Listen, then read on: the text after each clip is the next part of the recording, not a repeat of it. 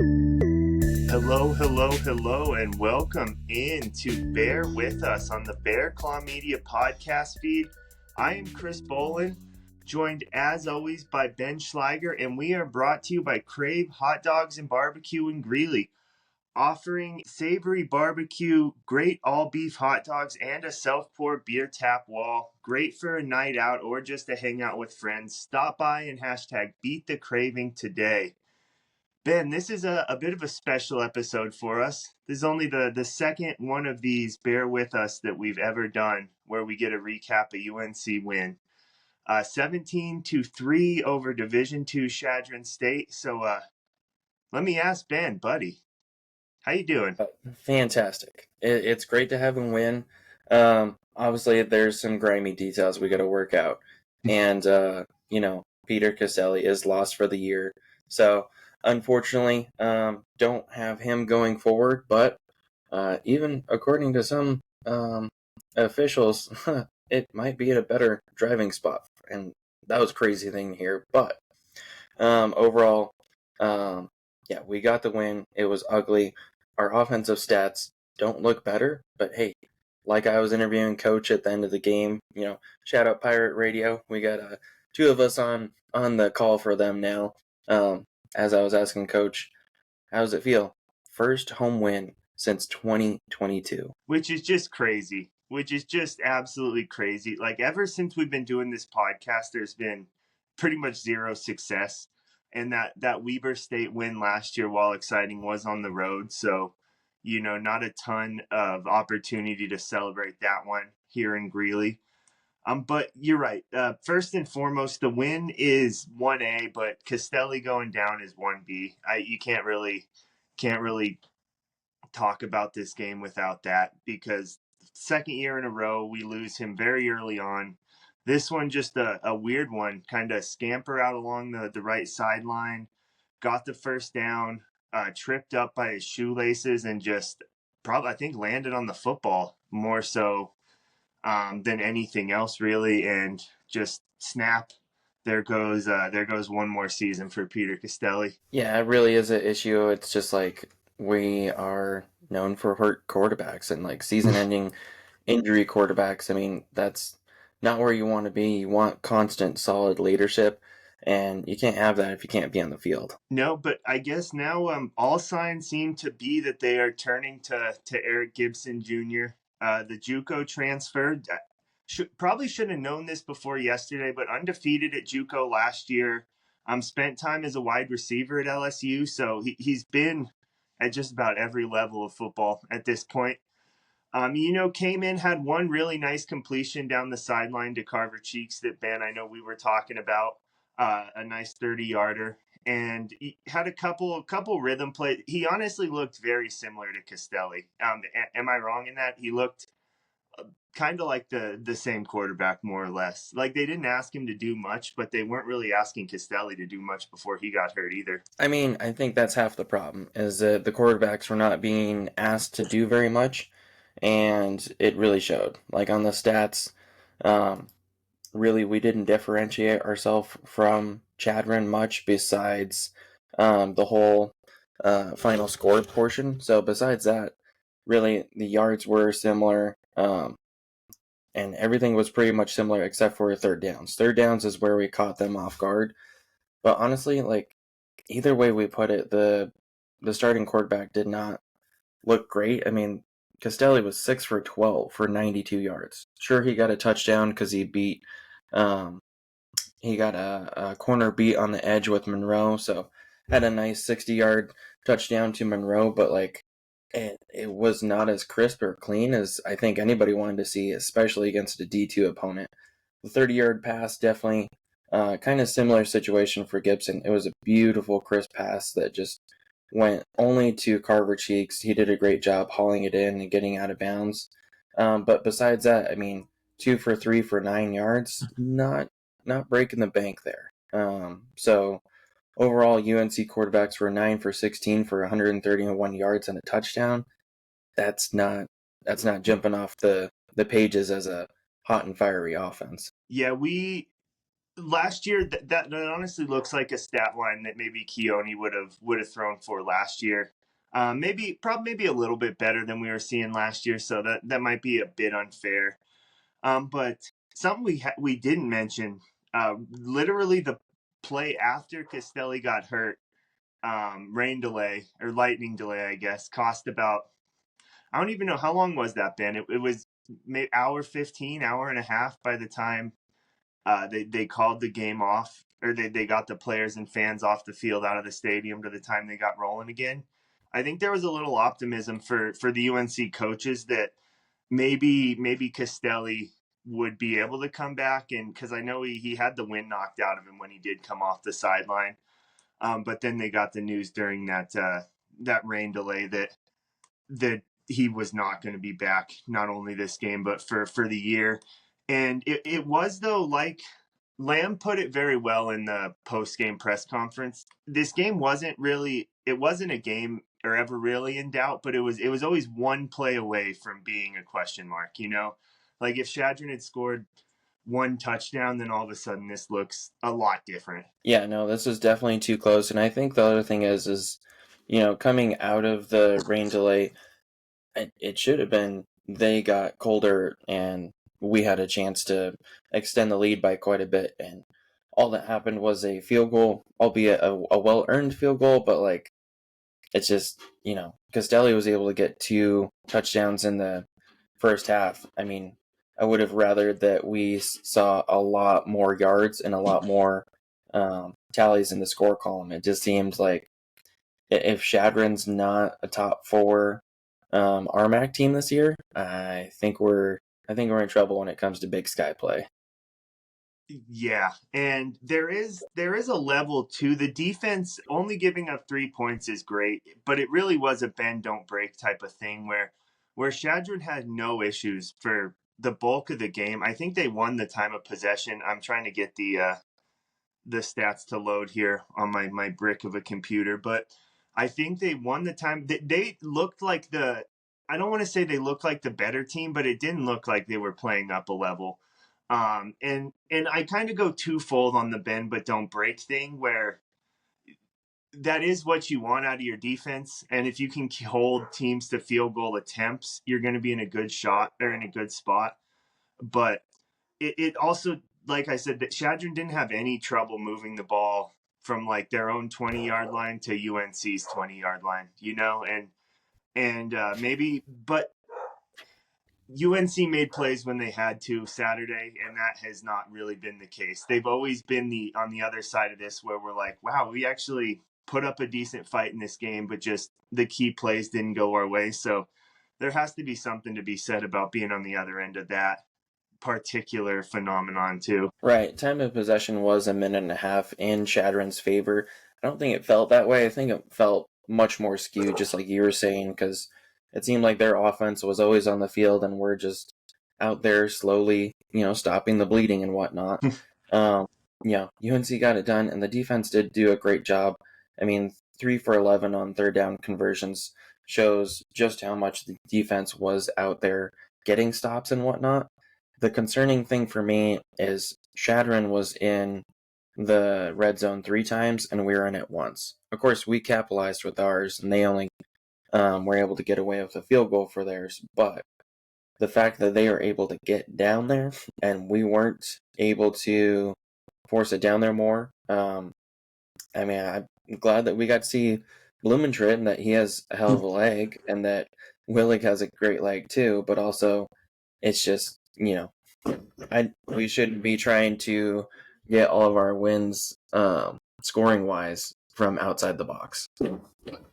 Yeah, and as Henry stops in to say hello, that's okay. I had the dogs giving their takes a little bit earlier, but yeah, you're right. And that 160-yard touchdown to Monroe was just a broken coverage. I don't know exactly what happened, but Monroe was about as open as any receiver on UNC is going to be this season. And Costelli just got him the ball, did exactly what he needed to do, and Monroe kind of just turned it and ran up the sideline. But you're right, they weren't. UNC's offense didn't look as uninspired as it did last year. And if it did, we'd have been in big doo-doo. But they were able to move the ball. It wasn't like they were just going running up the gut twice, passing on 3rd and 10, 3 and out. Like, they were getting first downs. They were staying ahead of the chains. But the drives kind of in that second half fizzled out for one reason or another, because they weren't able to get any bigger chunk plays that it seemed like they actually could rely on somewhat regularly in the first half. I know Fisher Clements wasn't too involved, but he had that one nice catch across the middle early. And like those types of plays we just didn't see in the second half, where those like 15-yard kind of chunk plays that, it takes away having to execute on first, second, and third down to get a first down. But there were definitely positives, but it just did not come away from this one with like the positive, like hopeful, optimistic feeling that I really was hoping to, starting with a Division II school. Yeah, you're right there. And as for big predictions, I was 1 for 2 on that. Matthias Price did get the lion's share by almost double 4 carries. He ended up 16 rushes for 73 yards and a nice 4.6 average. Rocco Traore was right behind him in carries, 8 for 40 for a 5-yard average. And then Brandon Johnson, he didn't get in very much, but he did get 4 rushes for 10 yards. So very rush heavy yesterday. Literally more rushing than passing by at least double. So good for the running backs, getting 36 attempts, but 167 yards and 1 touchdown and 4.4 average. Of course, with Costelli getting the actual touchdown for the running back committee there, but like just barely above where you need to be. 4 yards is like the marquee number of like you're successful. 4.4. I mean, it's good. It's a good start to the year, but we were getting stuffed early, so unfortunately, um, showing those early growing pains on the season and just getting the blocking assignments right and not getting beat, it was a little scary per se, and for the fans and everybody's just like, wow, if we can't make a first down on the first drive against a D2 team and like mostly running, I don't know what we're doing. I know what we're doing on defense, and I really liked that. Daryl Bryant, or as Chris likes to affectionately call Unk of the team, was out there and was our leading defensive guy with 9 tackles, 1 TFL, a sack, and a pass breakup. Zach Nowatzki was right behind him. Seemed like he was all over the field as well with 9 tackles, half a TFL, and a pass breakup. Yeah, and shout out, I think Hudson Vargas and McCurr Abram also picked up a sack. There were some there were some standout defensive plays, like we mentioned. Though it all just came after Chadron had kind of driven the ball 50 plus yards. But yeah, once they got in the red zone, they really dug in and made the plays when they needed to. The defense is interesting because they look stout, but they look gettable, but also like they're doing what they need to do. So we'll see how much faith the defense has in the offense. Next week probably isn't the best measuring stick of that, going to CSU, but like, we'll see how much the defense feels like they have to play perfect to keep the team in the game, which has been the issue for the past 2 seasons. Is the defense knows the offense can't put up any points, and I don't think we know yet that the offense can't put up any points, but early returns were not as promising as I think everybody basically had hoped. Well, whatever we were expecting is going to be 100% rerouted. So I know Gibson is slated to be QB1 per coach going into practice. So we'll see what the former LSU receiver can do. Love that ball from him to Carver Cheeks. But like I said, 2 for 3 for about 9 yards on the rest of it. Not that he had a ton of time to be in there and show what he could do. Also, got to give a shout out to Derek Jones. He did get a nice interception for us. There was another one that was almost picked off. I think it might have been Daryl Bryant's pass breakup that he got.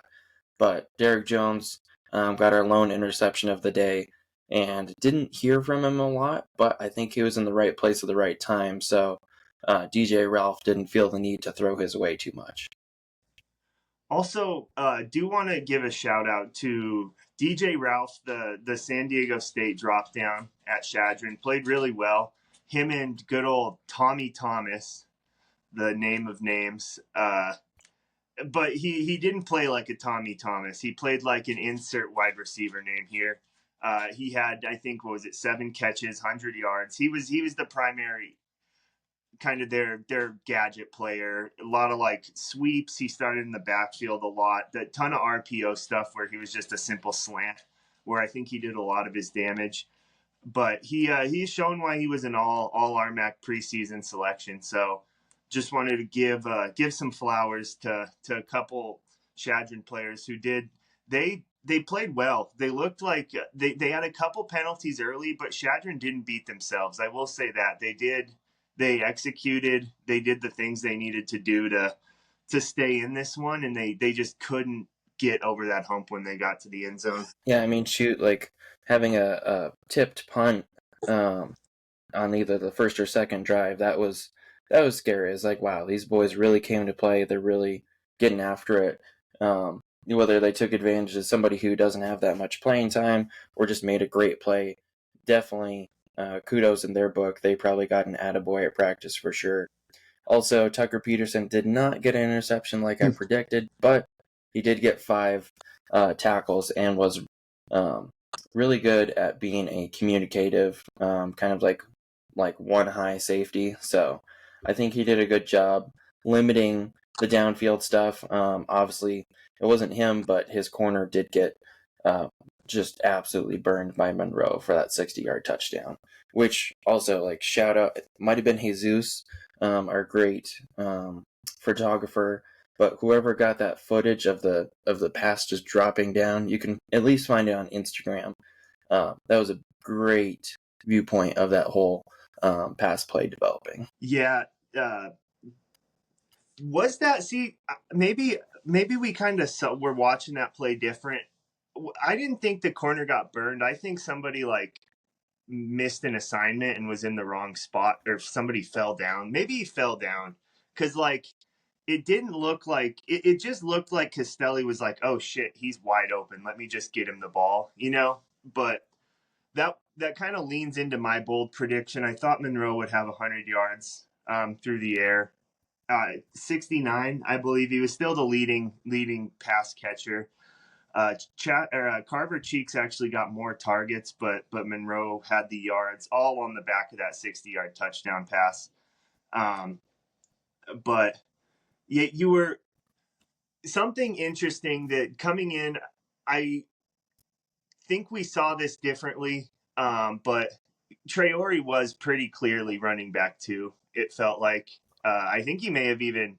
I think Price started, but Traore took a couple early carries on that first drive before things got going. But Justin Gwynn also not credited with any carries on the stat sheet, but I know he got at least a couple because he got the ball on that last first down that sealed the game, and they were able to get into victory formation. So a couple other flowers there. And then the one thing I do, who the hell teaches special teams? Does anybody even coach that anymore? Why the hell is we had, I think it was Wooten fielded a punt. He fair caught it with his feet on the 2-yard line. And thank God that he was in the end zone by the time he actually almost dropped it, was able to get back on it, because that could have been a disaster off the jump. And then their guy, I don't remember who their player was, did the exact same thing and fair caught a ball on the 2-yard line. Like, I know it's pretty easy to get lost out there, but like that feels pretty middle school football. You put your heels on the 10 and you don't touch the ball if it goes any further back. Yeah, no, I think as far as instinct or what you should do in those situations, definitely needs to be taught more. I think that's kind of niche. Also, like, shout out like James Pazak, like, we love you, brother, but like also don't let these kids freak out like when the lights are on. Come on, Ben, there are no lights. Well, yeah, not in our neck of the woods. Shout out Darren Dunn. who didn't even say anything this past weekend, but that's okay. Leo Blumentritt did have a great kickoff specialist role this past weekend. 4 for 260, literally the max you can do, averaging 65. I liked what I saw from Blumentritt. I liked that part of the special teams. Not exactly like knocking out of the park, but very consistent. Like, had 2 punts for 79 yards, and he got one that was touchdown within the 20. So, just not creating any errors. Kicking wise, Willig only got one chance to come out and kick a field goal. He did his job, 38 yards, good. So I think the rest of special teams did good, but yeah, that heart attack on the goal line where it was almost a safety, almost a touchdown. Oh Lord, don't do that again, boys. Just let it bounce. Just get the hell out of the area. Yell poison, yell fire, whatever your code word is, and get out. It was, I will say, I think both sides, there weren't any just normal like punt from their own 30 punts that where like the punter was able to just kind of let it rip and the returner really had a chance to kind of play it and maybe make a return. They were all like punting, the punters like cleats were at the 45 on one side or another. So there were a lot of like short field punts, which are a little more high stress, obviously, when you get backed up into that end zone. But that was just ridiculous. Like, and especially that's kind of what unraveled the Incarnate Word game. I think it was 14-7 coming out of halftime last year. And then we had the drop punt return and then Incarnate kind of scored and ran away from there. But a lot of stuff to clean up. Glad it came in a win, but really just not leaving me with the taste in my mouth that I was really hoping to have coming into CSU here next week. Right. I think we were both grateful for the win, but not inspired. This is 17 points, which is above our average, but not above our average by much. And we talked about 131 yards for a quarterback at UNC has become the norm, unfortunately, and we really need to buck that. Hey, that might actually be north of the norm, Ben. It might be. I don't know. I mean, if it is, razor thin. But even so, Gibson, he did show some good arm talent on this past weekend, even on 4 attempts. But like to see what he does more. Also, that leads us into the nitty-gritty conversation. I know we have a guest coming up. We have a guest on our CSU preview, lovely CSU alum. So we'll talk to Brandon Bates here soon. But we got to address the elephant in the room, Chris. QB1 going forward. Gibson goes into practice. Caden Box, the beloved local favorite across the board, is getting DNVR shoutouts. He's getting opposing media shoutouts. He's our one pocket passer, as he's fatally been labeled. But best arm talent out on our bench besides possibly the first 2 that we've already seen this season. And where do we go from here? Do we make the offense go in a different direction? Do we make the offense be flexible? Do we stay with the running quarterback? I just saw all of last season, and I was not inspired then by the dual threat quarterback that was not dual threat, and teams, didn't have to adjust because they're like, well, they're probably going to run because they can't throw it well. So, also, Coach was the one who tipped us off. Of course, we had some other sources who let us know more intimately, unfortunately, what Peter's dealing with. But Coach was the first one to say he kept the quarterbacks, that the quarterbacks were kept up. They didn't have a lot of stains on their shirts unless they went for a run and tried to get some yards, and almost it was unnecessary that Peter ran on that play. At least that he ran as much as he did. He could have just. It was like 3rd and 8. What is he not supposed to try to scramble for the first down? Is he just supposed to go down? Like, he went for 14 yards, Chris. He went 6 yards more than he needed to. Yeah, because if he doesn't get tripped up there, he probably scores a touch. I think that's ridiculous to blame him for trying to get extra yards on a scramble. You can call him made of glass if you want, but saying he was ridiculous for scrambling on 3rd and 8 and not going out of bounds when he had a field full of grass ahead of him. I'm going to check you on that. I'm going to check you on that he is made of glass and that we have had a quarterback issue. We have been quarterback inconsistent for years, and he put the program at jeopardy when he didn't take care of himself. Freak injury or not, like, we got to protect our quarterbacks. And, like, if Gibson's going to be running, he better put on some sports tape or something, because I don't want to see another quarterback crumble. Yeah, I mean, I get you, but I feel like that's a play that happens. That happened to like 15 quarterbacks across the country yesterday or Saturday, probably, and we had the one who got hurt because of it. Like Well, Chris, in the I past don't 10 blame. years, we've had 7 quarterbacks go down with season-ending injuries.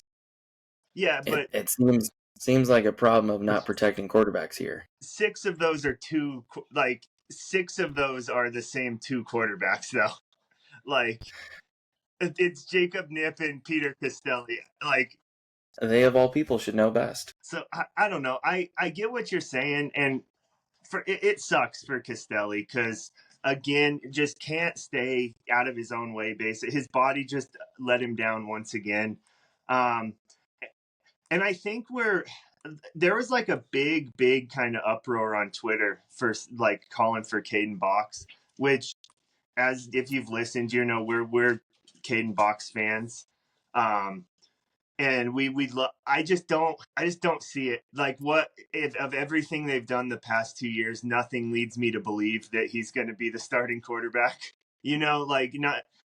Right, but like as far as starting quarterbacks go, we need somebody who's going to score more than 17 points. The most we've ever scored under Ed Lamb is 23 points. There was 22 and 21 once and twice apiece, and we've never broken 30 points. We've never had a quarterback who's taken us to a fiery offense, an explosive offense. We've never had that under Lamb. And we have to start wondering, is it our scheme? Is it our play calling? Like, what are we doing? Because sure, Chadron might be a good D2 RMAC team, but like, if we're not going to play above D2 level, what are we doing? Yeah, no, I'm with you. Whatever they do, I'm not trying to specifically blame Peter and whatnot. I mean, Coach kind of sort of did in this presser of like, hey, you got hurt and you ran too much. It was like, I hate it, but that's Coach's words, and it was pretty legit. he didn't say Like he ran he too had a much. point to a degree, He, but like but overall, he said that was not a designed run. Is what he said.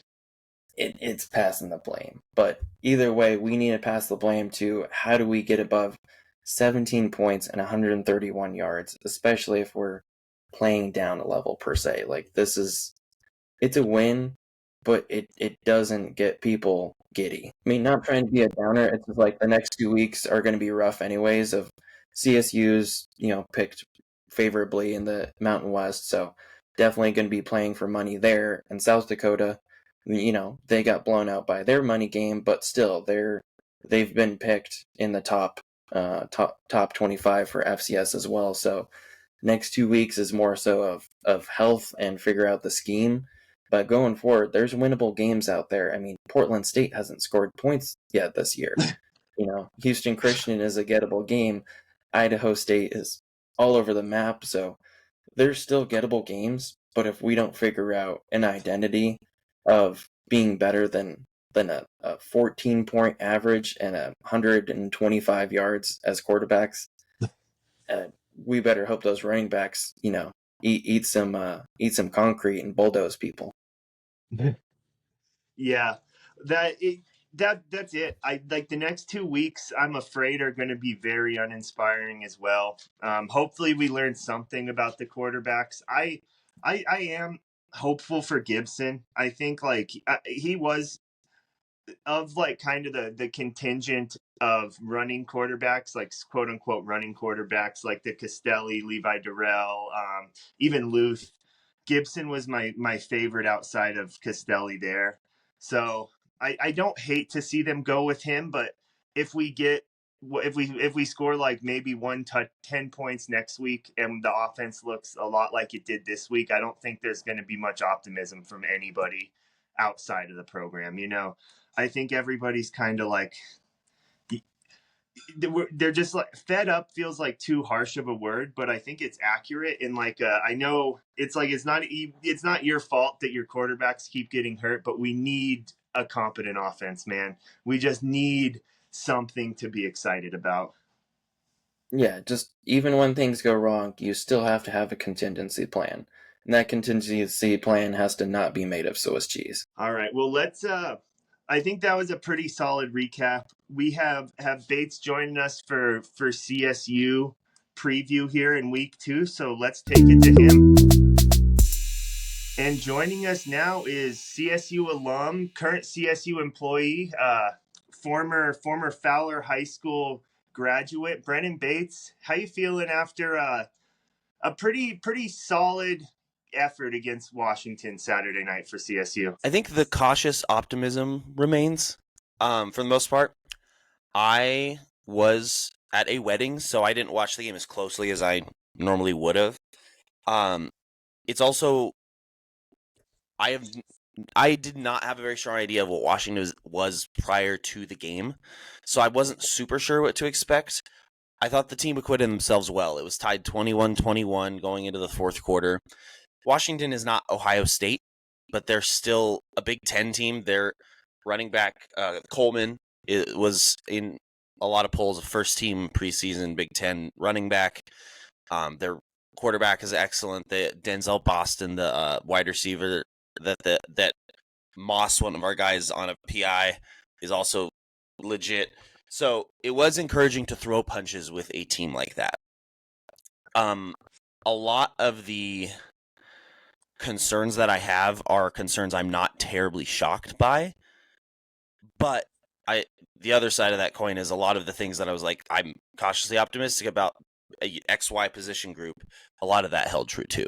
So I'm kind of where I was at when coming into the first week, actually. You're probably, I imagine, a little more optimistic this year than like the 50-3 drubbing coming off of Texas last year, but probably the same spot for you and for the UNC game, looking to kind of get right, build some momentum as you kind of continue the non-con slate. Yeah, definitely. That Texas team, like this Washington team is not that Texas team of last year, but the measuring stick, CSU felt much more on par. They, for 3 quarters, solidly belonged on the same field, which is not what happened at Texas. I also think that we have a much stronger idea of this team's identity coming into this year than we did last year. Last year, the offense got changed preseason because Jay Norvell did not have confidence in the defense at all. Him and our previous defensive coordinator, Freddie Banks, clearly were not on the same page. He said as much in interviews both towards the end of last year and in the offseason. So that the introduction of Tyson Summers as the defensive coordinator, I think, is at least he seems to be more on the same page with what Tyson Summers is trying to do. The prior defense was a very conservative 4-2-5. The biggest problem that prevailed, and it happened 3 to 4 separate times over the prior 2 seasons, it was just so soft in soft coverage. We would get up late and then give up 20 yards, 15 yards, and let them chunk us to death, and then get in range for field goals at the end of games. It was absolutely impeccable every time that happened. And I think this defense is going to be a lot more 3-4 multiple, a lot more risk taking. I think there's going to be much more blitzing. I think that held true on Saturday night.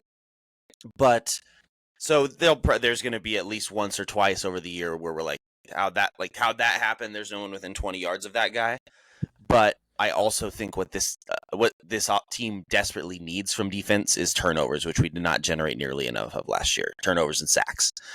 And I think that that's going to be better this year. That definitely sounds like a better place to be. Oh, yeah, absolutely. And as far as the offense goes, the running back room and the tight end room were the 2 positions that I probably felt the strongest about coming into the game, and that's again, that remains the same.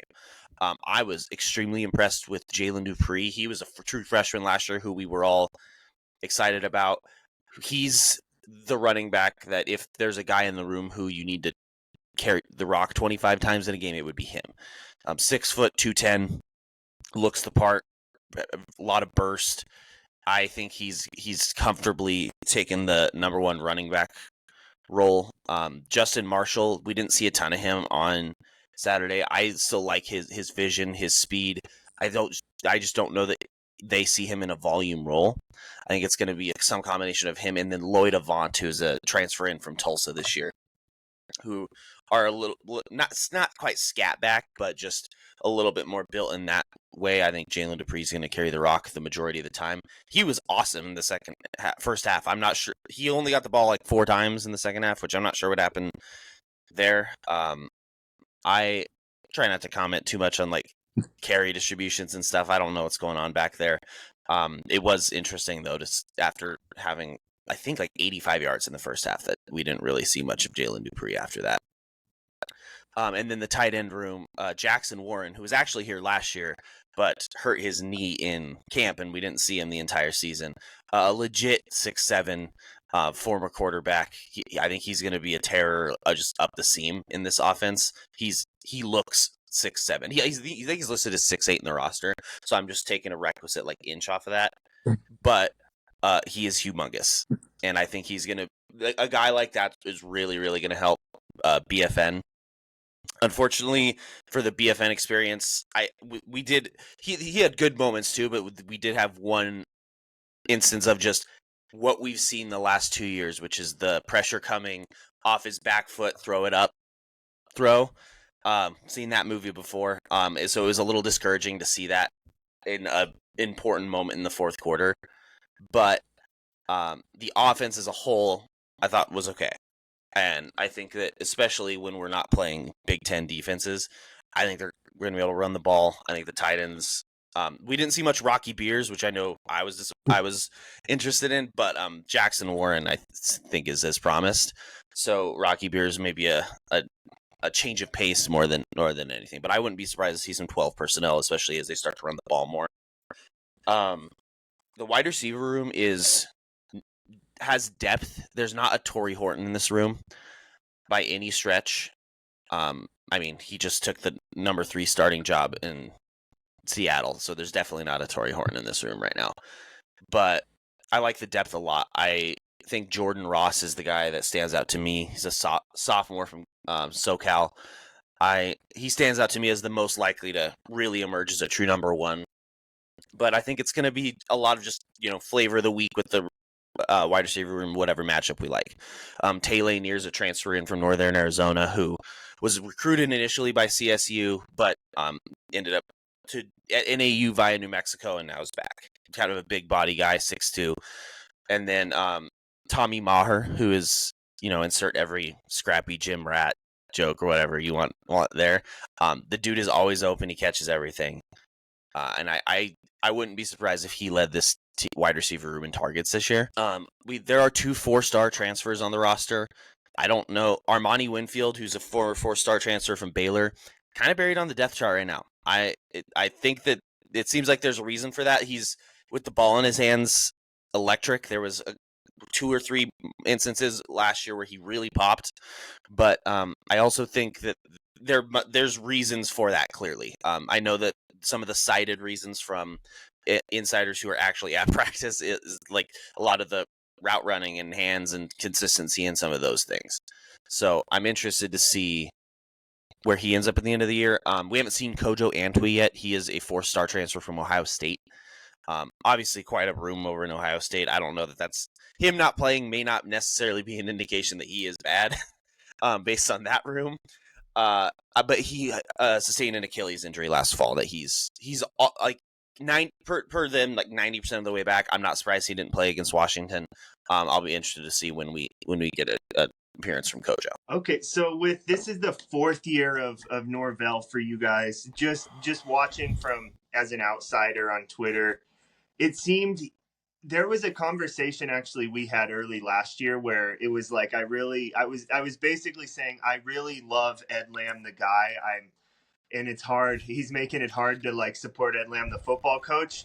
And I think that was just after the Oregon State loss last year, right before you guys kind of turned things around, because you said that's similar to how I'm feeling with Norvell. Where is perception on Norvell going into year 4? Because it feels a little rocky, but ultimately everybody, I think, still believes he's the guy. Is that accurate? Yes and no. I think that I think that everyone, whether fair or not, getting completely embarrassed by Miami of Ohio in the Arizona Bowl last year really cooled the optimism in a way. After that Oregon State game, CSU played really well. We didn't have the toughest conference schedule, but they executed for the most part, and did some things that we haven't done in a long time. Frankly, like it beat Wyoming and Air Force in the same year for the first time in like a decade. Hadn't beat Air Force in Colorado Springs since I think 2002 was the last time that happened. And so there were a lot of things that came out of last year that were truly objectively positive outcomes, but totally just laying an egg against a MAC team did not help. And so I think there's some cautious optimism about what the team could be this year. But Jay, this is his last year on his contract. He has not been extended. And I think that we are at a very interesting spot. I think there's a world where this works out. I also think that he is, by his choice, he is super tied and intertwined as far as his destiny with BFN. So I am, like I said, I'm pretty cautiously optimistic about their prospects this year. I think that we can hang with about anyone that's left on the schedule. There's not really, especially after Boise's pitiful performance on the road in Tampa on Thursday.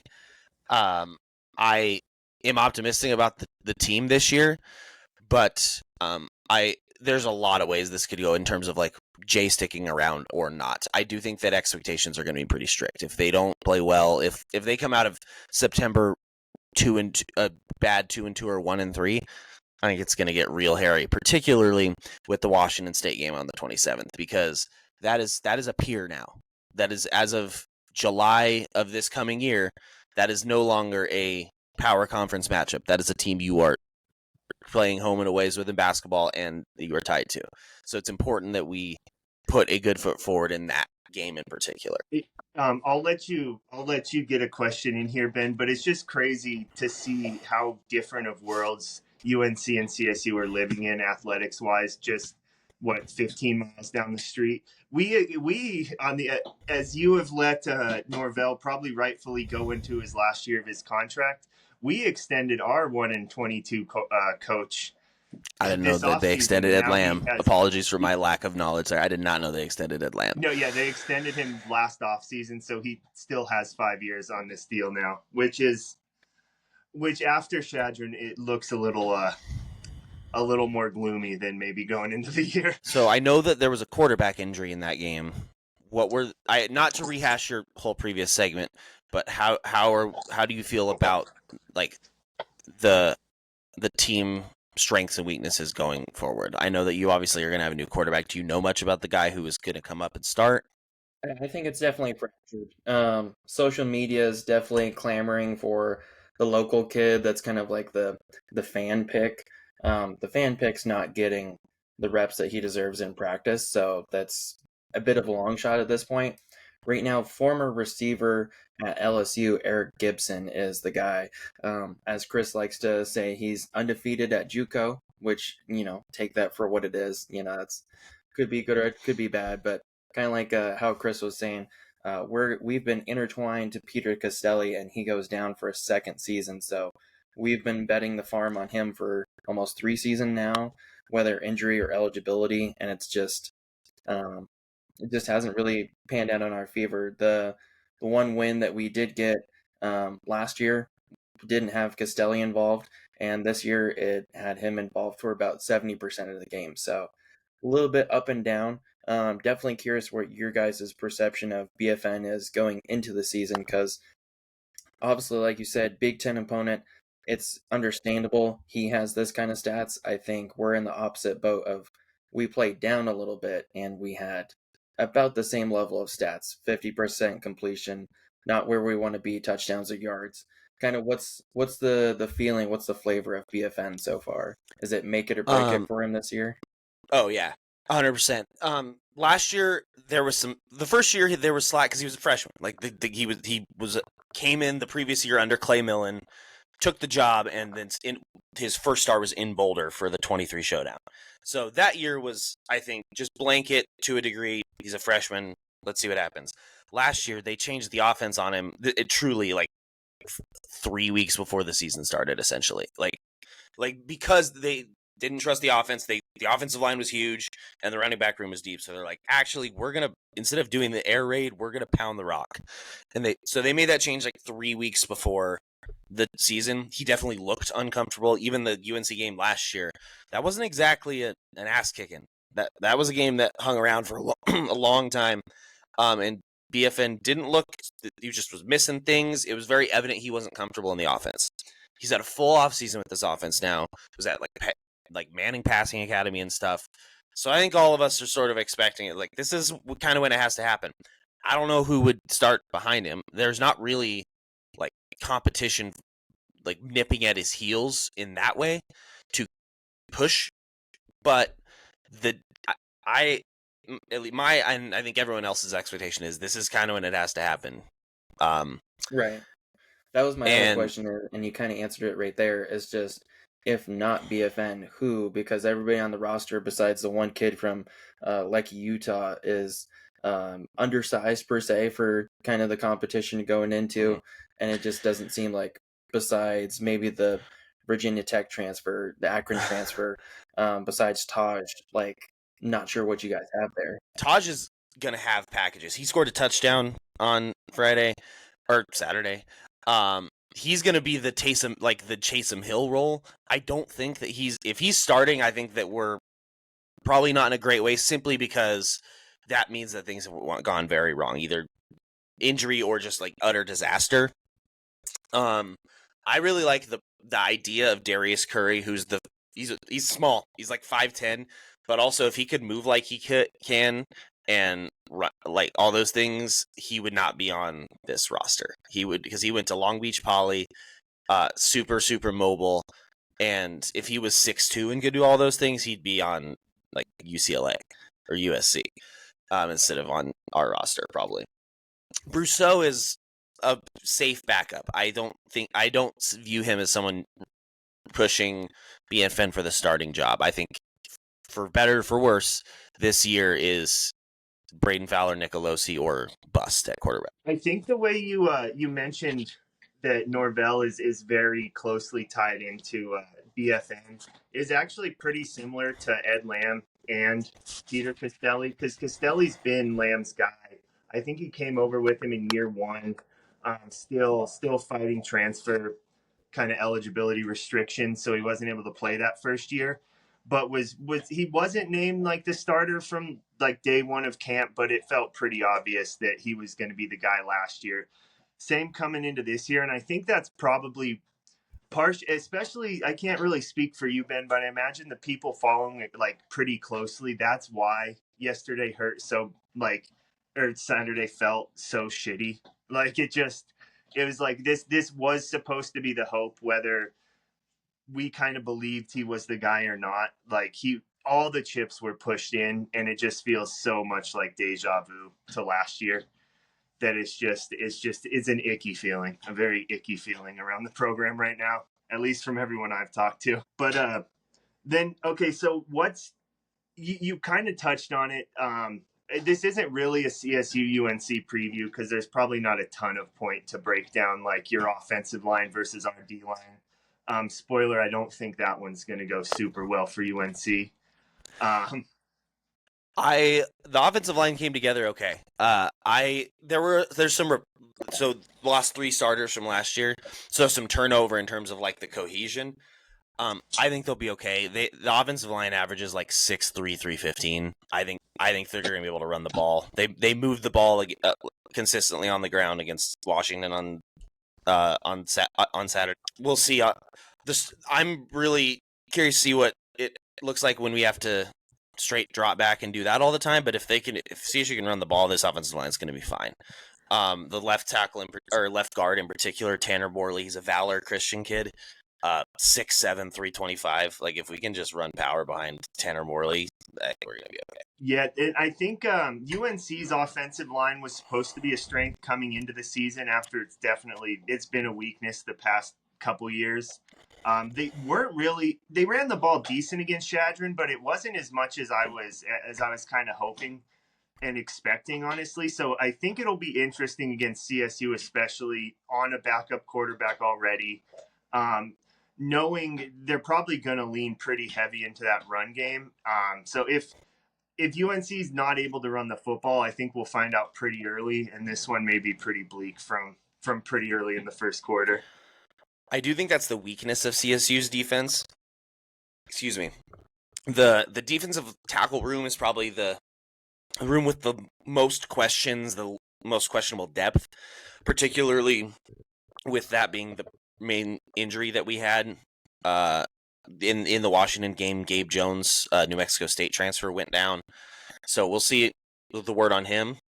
And I understand it was, again, a Jonah Coleman and a stud offensive line, but CSU still gave up 287 on the ground on Saturday, and that was 5.7 a carry. So if there's a weakness on the defense, it's definitely that. For the first time since I have been in the CSU sphere, I'm actually optimistic about the cornerback room. It's all transfers, but there's between Lamondre Joe and excuse me, and Dylan Phelps and Jahari Rogers. I think there's 3 quality Mountain West starters there. That's a really hard position to recruit in the Mountain West. It's one of the reasons why CSU in prior years being like the wide receiver U of this conference was such a benefit, because it's hard to get corners that are can hang with wide. There's way more wide receivers than corners, and having a Michael Gallup or Rashard Higgins against Mountain West corners typically goes pretty well. So having guys who are big, long. I mean, I think Lamondre Joe's like 6'4".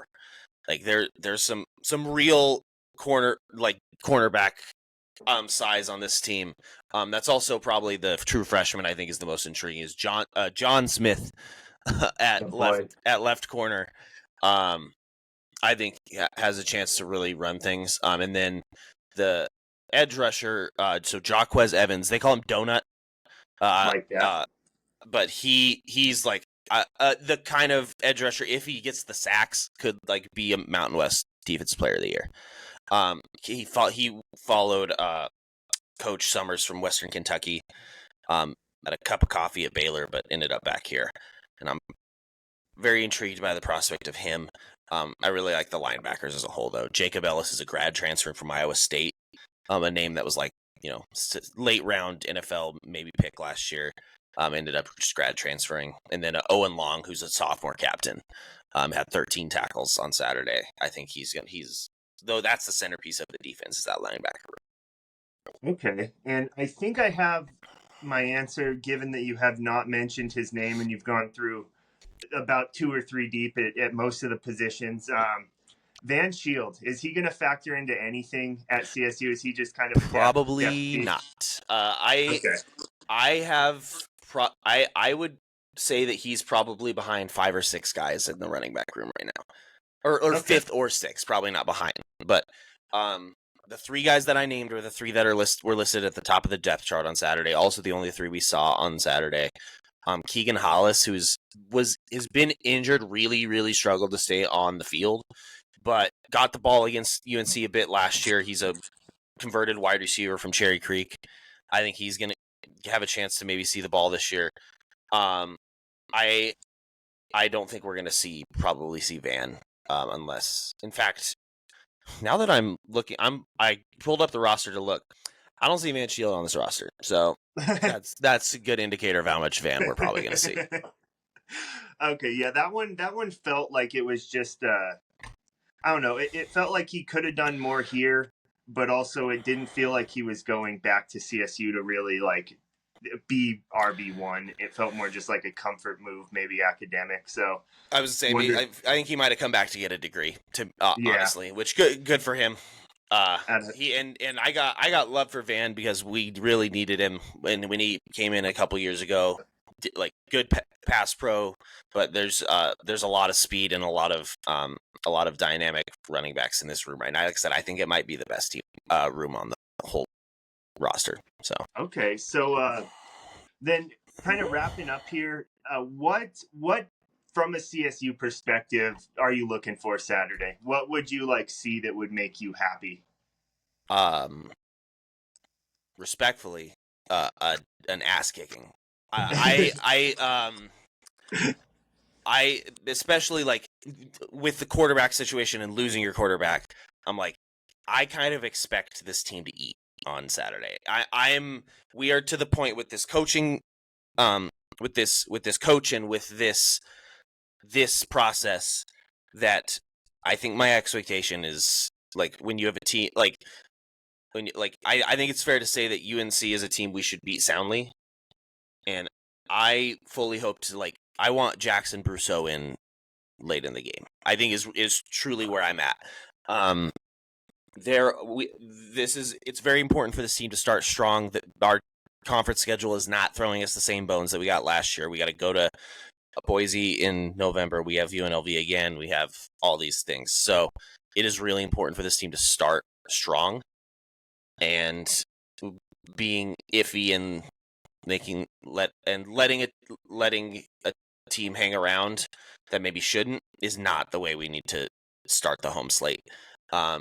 It's going to be a sellout by all accounts. The student tickets per the athletic department are already really low. And from my end in the College of Ag, like all the barbecue tickets are selling really fast. All these things, I think it's going to be a full house. And I especially if they do end up having to lean really heavily on the run game, I think my expectation is to tip the field and let the big dogs eat. Yeah, I think UNC is kind of, at least for me, in the exact opposite spot. If we put up a showing like we did last season, I think I'll be happy because, like you mentioned, that game was kind of like this Chadron game that UNC played last week, or a couple days ago, where it was never in question, but like one play and it could be in question. Like one big play. So I think it's just confidence is going to be key because this UNC lost every ounce of confidence they had, like about game 4 last year when they hit quarterback number 4. So I think it's important to keep the confidence high, and I think that looks like exactly not having what you described happen. Like if we can keep this one where we're in we have a puncher's shot at halftime, and then CSU comes out in the second half and takes care of business and wins by 2 or 3 scores. I think I'm fairly content with that. I just want to see, and any sort of good glimpses from Eric Gibson Jr. are going to be probably weighed more heavily than they should be just because of what we've gone through the past couple years. But it'll be a fun one. I love these in-state games. Me too. I'd much rather play you than like a Washington State. Well, and that I feel why bring in Sac State when we have a team right down the road. But especially because we lost that state game. Oh, I forgot about that. That was a good team. We were bad. I don't think this team is bad. I want no interceptions from BFN. I would like at least 200 on the ground. Just look clean and let's not be stressed out. I would like to roll into the fourth quarter just hanging out and not having to worry about it. Having a couple beers, enjoying the Ag Day festivities. Yeah, we can go get condolence pizza again afterwards. Tell you. Oh, Sarge Misprayed is saying it must be time to log off here. Any closing thoughts before I let you go, Bates? Again, appreciate you hopping on. No, I think you've heard everything you need to hear from me. I'm excited for Saturday. I'm excited for some home football, and I'll be cheering for you guys the rest of the way once that game's over. Hell yeah, man. Appreciate you. And as always, if you like what we're doing, please like, comment, subscribe. Tell your mom to like, comment, subscribe. And if you don't like what we're doing, Ben had to hop off because his toddler was being a toddler. But his DMs are always open. He's always looking for a fight if you don't like what we got going on. So. Oh, actually, I do have a closing thought. Oh, hey, awesome. I don't think we're ducking anybody in basketball, contrary to what Mr. Schleiger is putting on the Twitter machine. Not that worried about it. We were like one uncalled travel away from being in the Sweet 16 last year. I'm not that worried about it. I don't know, man. They still got that loss to those non-conference basketball games are crazy. That UC Riverside loss was not good. That team was 5-5 and then like lost like 5 games the rest of the season. It was quite a start. But we'll talk about shooty hoops when we get there. Hell yeah. Well, once again, Bates, appreciate you coming on. We don't have one scheduled next year, so get on Coach. What's his Ari? I'm not gonna try to say I'll see if Coach Farokmanesh has time on his calendar. Yeah, see if he can get that UNC game scheduled, because we got to have you on the pod again next year, and I don't think there's a football matchup. So I'll see what I can do. All right, appreciate you. Thanks for having me. Go Rams.